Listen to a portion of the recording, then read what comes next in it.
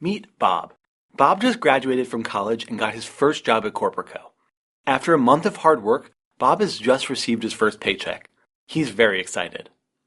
Bob plans to spend 50% of it on rent and utilities, and another 30% of it on food and fun activities, like going to the movies.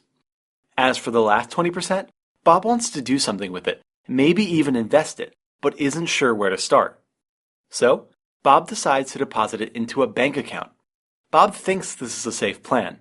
After all, the bank will actually pay him a small amount of money each year, called interest, just for keeping his money safe at the bank. This sounds great, there's just one problem. Bob may actually be losing money. Bob is flabbergasted. How can that be? Well, it comes down to something called inflation. Inflation is simply the idea that prices for goods and services rise over time. Why inflation occurs is beyond the scope of this video, but your grandparents are cranky for a reason. In the 1950s, you could actually buy a loaf of bread for 12 cents and a new house for 10 grand. Inflation in the US is targeted to around 2% a year. This is bad for Bob. That's because even though the bank may pay Bob 1% for his deposit, prices have actually increased by 2%. So what should Bob do?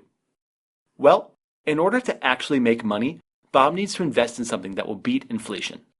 Generally speaking, only three things do: bonds, commercial real estate, and stocks.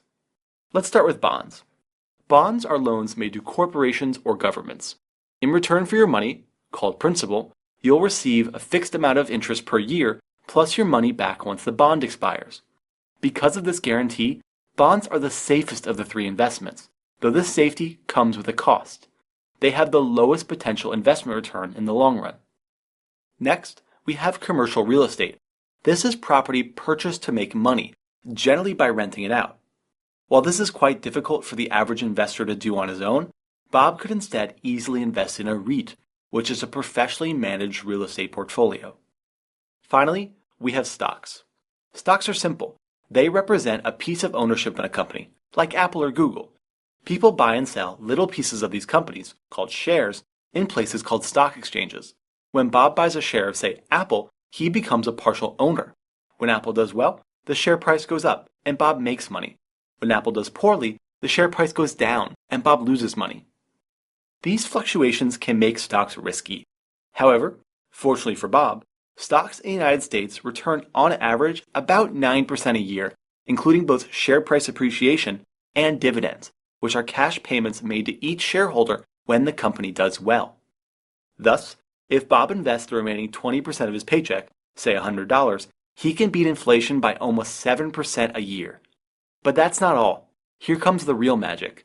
The next year, Bob will not only earn another 9% on his initial $100 investment, called principal, but an additional 9% on the $9 in profit from the previous year.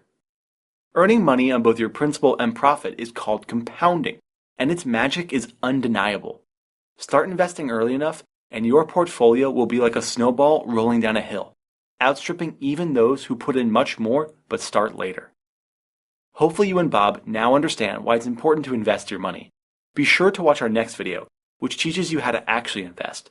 And be sure to check out our website, where you can find more educational material and great investment solutions.